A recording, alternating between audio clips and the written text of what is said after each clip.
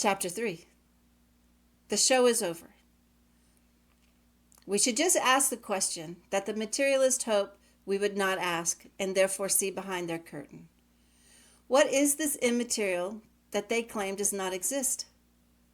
The immaterial refers to phenomena that possesses no physical properties. It has no mass, temperature, or charge. Therefore, it cannot be measured by scientific instruments. Even so, it is undeniably real. For instance, science can trace neural correlates of understanding, but not the guilt you feel when you lie.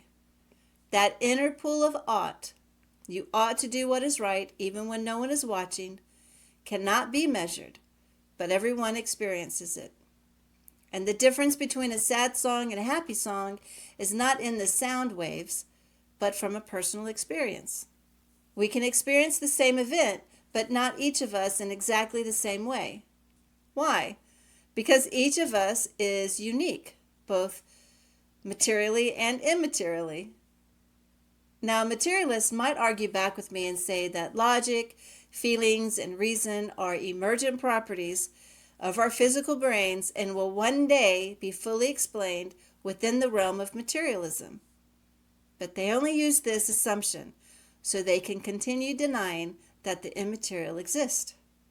Science will never be able to fully reduce consciousness to physical matter. Consciousness is first person, abstract, and subjective.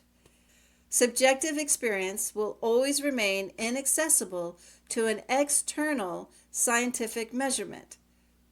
This is the sign that consciousness is immaterial. The smoke clears. If we play an honest game with materialists, we will see two things. They have not proven the immaterial to be non-existent, and they have faith. Let us keep words straight. Faith and belief are the same. They both rest on evidence and both require trust.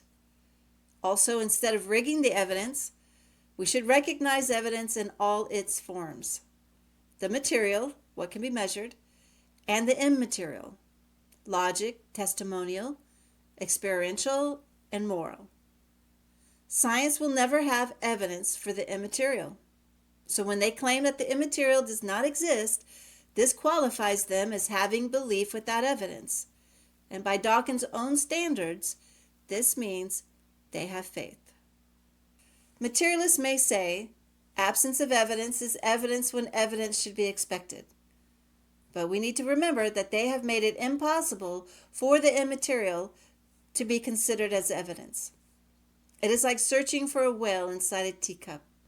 And when no whale appears, then they declare that whales do not exist. But yes, I agree. Absence of evidence is evidence when evidence should be expected. If the immaterial is real, then evidence of it should appear, and it does. The immaterial is woven through every act of logic, every moral choice, and every awareness of self. What is revealed? Materialism needs to make the immaterial disappear. However, the whale was never missing. It was only prejudiced by the teacup. The immaterial was never missing. It was just excluded according to the rules of their game. Show is over. There is no doubt about it. Materialism is a belief. No one can demonstrate that the immaterial realities do not exist. They can only assert it as a belief. To say there is no immaterial is not a neutral position. It is an actual leap of faith into their own version of metaphysics. Materialists have a conscience and they make moral choices through logical reasoning. These are immaterial things. You cannot weigh thoughts, measure your sense of justice, or put your self-awareness under a microscope. They use the immaterial to deny the immaterial. Actually, because the immaterial exists, every argument they make is a live contradiction. Understand that they are trying to convince you that the most real parts of your existence do not actually exist. But if you accept that your personality, your self-awareness does not exist, then you have agreed to your own erasure as a person. Denying the immaterial does not just eliminate God. it also eliminates the person. And when you deny the immaterial, you are erasing the ground upon which human dignity, freedom, and meaning stand on.